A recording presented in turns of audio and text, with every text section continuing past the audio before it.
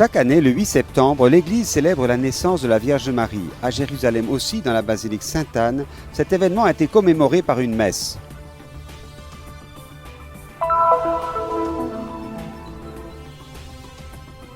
De nombreux pèlerins, religieux et chrétiens locaux se sont joints aux franciscains pour célébrer la fête de Saint Moïse sur le mont Nebo, une occasion d'admirer comme Moïse la terre promise.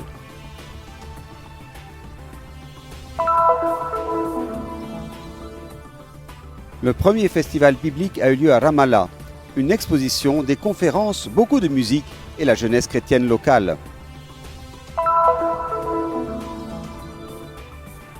À Jérusalem, le monastère bénédictin du Mont des Oliviers est un lieu important où se transmet l'art de l'iconographie.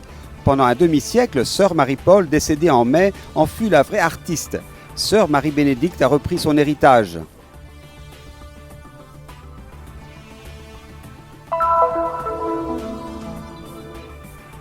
Les émotions et les sentiments du pèlerinage d'un groupe d'enfants italiens aveugles. Sur l'invitation de la Custodie de Terre Sainte, ils ont visité les lieux saints et rencontré des étudiants aveugles des écoles catholiques de Bethléem et de Jérusalem.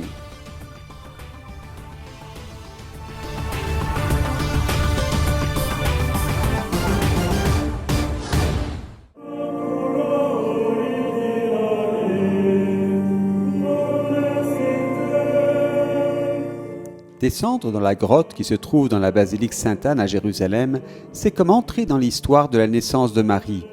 Ici, il y a des peintures liées à ce moment historique. Selon l'ancienne tradition de l'Église, Joachim et Anne, parents de la Vierge Marie, ne pouvaient pas avoir d'enfants, mais ils reçurent une grâce de Dieu et de celle que l'on disait stérile, Marie est née, mère du Sauveur et notre mère.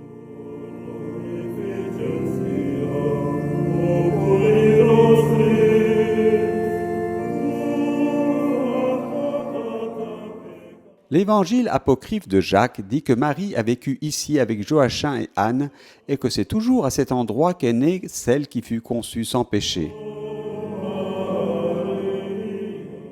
Chaque naissance doit être célébrée et celle de Marie a été commémorée par une messe concélébrée par les franciscains et la communauté des Pères Blancs responsables de la basilique, à laquelle assistaient des fidèles locaux, des pèlerins et des religieux.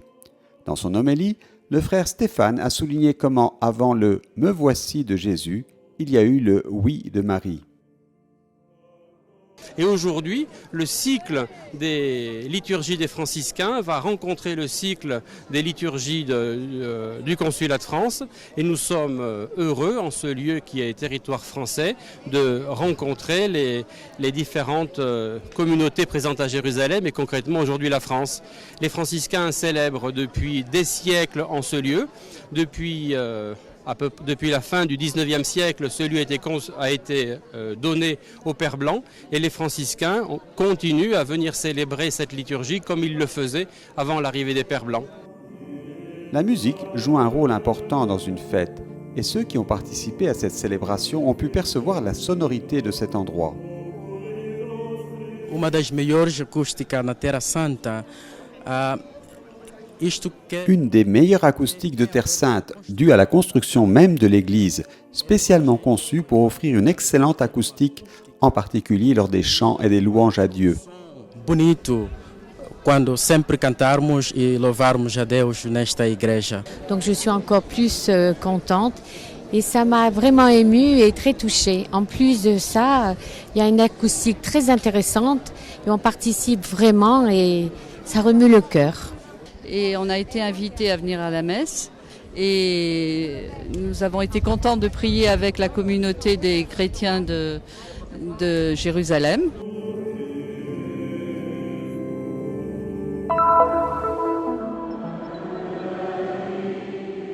Le mont Nebo domine le plateau de la Transjordanie, un balcon naturel offrant une vue imprenable sur la Terre Sainte et la Jordanie.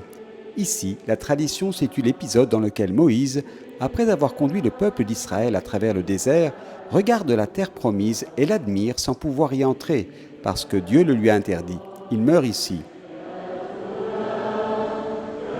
Stiamo a Monte Nebo, un luogo favoloso per molti motivi. Nous sommes au mont Nebo, un endroit fabuleux pour de nombreuses raisons. À partir de là, Moïse regarda la terre sainte, Mais il fut empêché d'y entrer parce que sa foi et celle de son peuple n'étaient pas fortes dans le Seigneur. Cela a été une punition. Mais d'ici, Moïse regarda la terre sainte. C'est un spectacle extraordinaire, car d'ici, vous pouvez voir non seulement la mer morte, mais aussi plus loin Jéricho et une partie de la terre sainte avec les yeux de Moïse. Veramente non solo il Mar Morto, ma vediamo più lontano Gerico, ma anche una parte della Terra Santa con gli occhi di Mosè. Homme de prière, il a parlé avec Dieu comme à un ami, et beaucoup d'amis, pèlerins, religieux ou laïcs, se sont unis ce vendredi 6 septembre autour des franciscains pour célébrer leur solennité. Un jour de fête, mais aussi de remerciement pour la communauté franciscaine dépositaire de ce sanctuaire. Le mémorial de Moïse, après les travaux de restauration et l'inauguration en 2018, abrite de magnifiques mosaïques datant de plus d'1 millier d'années. Une opportunité pour les chrétiens et les musulmans d'admirer ce lieu unique. La festa di Mosè, non solo la festa liturgica. Nous célébrons la fête de Moïse, non seulement la fête liturgique avec la divine liturgie, mais aussi la fête qui est une fête du peuple de Dieu, du peuple chrétien et du peuple musulman. Il y a en effet une bonne présence de musulmans qui viennent vénérer Moïse.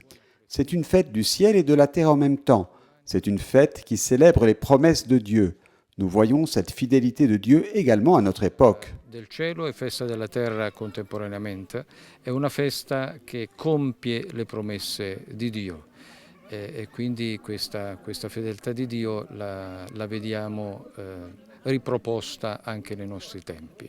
Oggi più che mai abbiamo bisogno di uomini e donne che pregano. Aujourd'hui, plus que jamais, nous avons besoin d'hommes et de femmes qui prient comme la femme cananéenne dans la parabole du juge inique, comme les aveugles de Jéricho, des hommes et des femmes de foi qui croient dans le Seigneur et prient pour les intentions du monde. Credono nel Signore e che pregano per le intenzioni del mondo.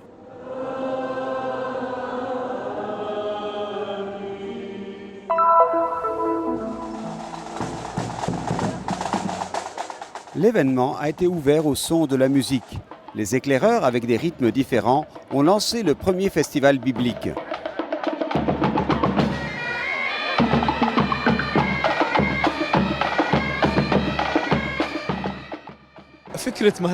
L'idée du festival, l'histoire du Fils de la Terre, est humaine, spirituelle et jeune.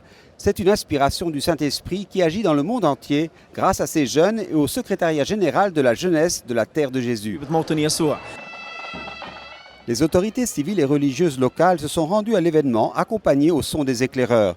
Elles ont ensuite admiré l'exposition biblique accompagnée d'assistants spéciaux. C'est un grand événement. Je suis très fier d'être ici. Il y a beaucoup de gens de la communauté chrétienne et musulmane. Tous ensemble pour célébrer le 55e anniversaire de la fondation de l'Organisation de la jeunesse chrétienne.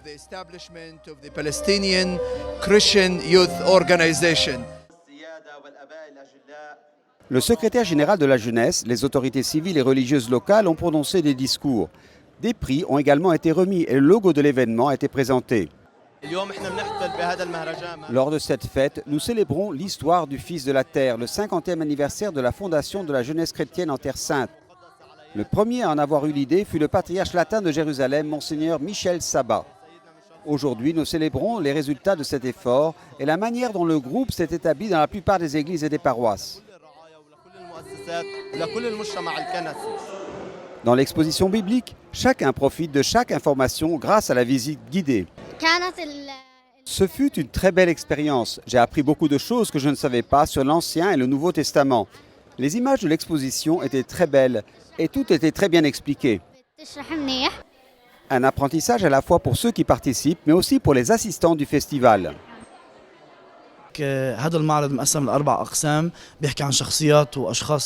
Cette exposition est divisée en 4 sections. Elle présente des événements et des personnages de l'Ancien Testament et montre comment Dieu apparaissait à son peuple dans les montagnes, la mer et le désert.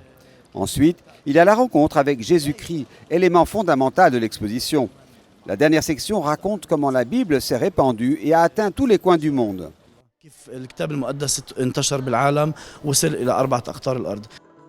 Dans un événement pour jeunes, la musique ne peut pas manquer.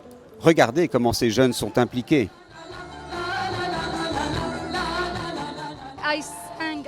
J'ai chanté de nombreuses chansons dans différents endroits de la Palestine et je suis donc très heureuse d'être ici avec vous et je suis très fière de mon peuple, le peuple de Palestine. En plus des attractions musicales, ont été organisées des conférences, des jeux, des activités pour enfants et un dîner biblique. The food in the menu is taken from the Bible. Les plats au menu sont tirés de la Bible, de l'Ancien et du Nouveau Testament. Il y a quelques exemples de l'Ancien Testament, des yaourts, des haricots, du hummus et des pommes de terre. From the Old Testament, beans, hummus, and potato. À la fin de l'événement commence déjà dans le cœur l'attente de la deuxième édition du Festival biblique de Ramallah.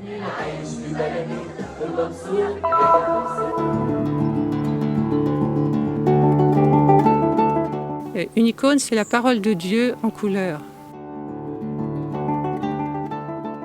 C'est la couleur qui révèle le message d'une icône, un objet très ancien né dans le berceau de l'église d'Orient qui a conservé des caractéristiques et des techniques de réalisation précises au fil des siècles. Dans les images qui représentent la vie de Jésus, les détails ne sont pas très nombreux, mais l'or du ciel réussit à bien représenter la divinité, le violet la tristesse, le vert l'espoir. À Jérusalem, le monastère bénédictin du Mont des Oliviers est un lieu important où se transmet l'art de l'iconographie. Pendant un demi-siècle, sœur Marie-Paul, décédée en mai, fut une vraie maîtresse. Après 17 ans passés à ses côtés, sœur Marie-Bénédicte a recueilli son héritage et explique que l'icône est la parole de Dieu en couleur.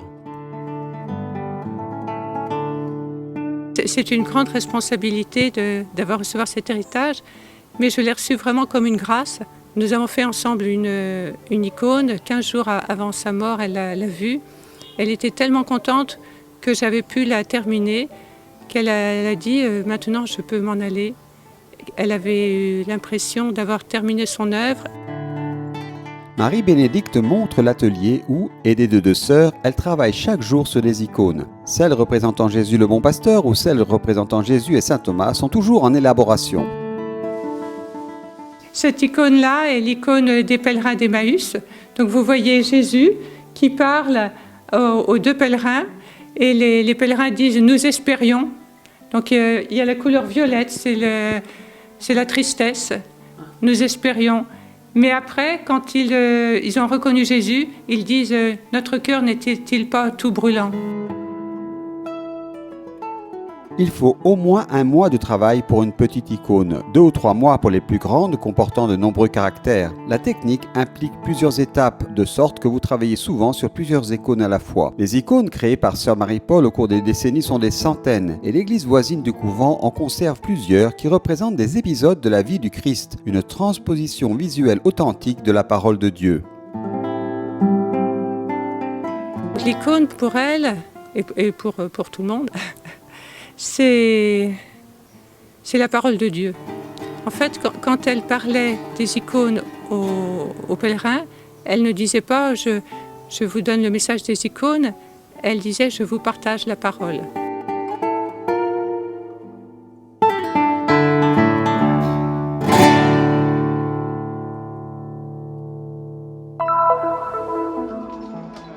Le léger tintement de leurs bâtons résonne sur les pierres piétinées par des millions d'autres pèlerins, mais quelques portes leur sont spécialement ouvertes, comme celle du jardin de Gethsémani, pour pouvoir toucher, mesurer les oliviers centenaires du jardin où Jésus a été trahi et arrêté.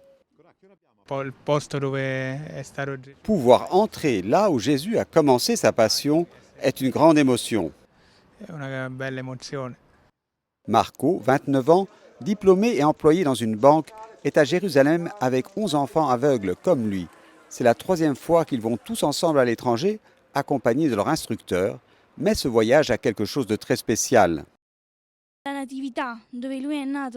nativité, toucher le lieu de naissance de Jésus, a été une expérience palpitante. Une semaine sur les pas de Jésus, aussi à travers la rencontre avec ceux qui vivent aujourd'hui sur la terre où il est né. Toutes les portes fermées étaient grandes ouvertes. Tout le monde, et il n'y avait pas besoin de demander, c'est venu naturellement.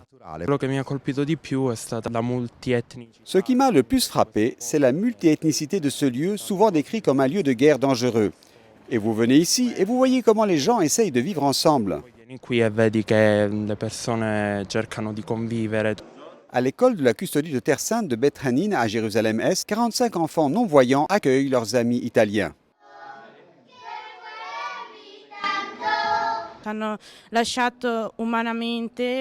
Ils m'ont laissé humainement et personnellement des émotions et des sentiments qui enrichissent ma personne et m'ouvrent l'esprit et la culture.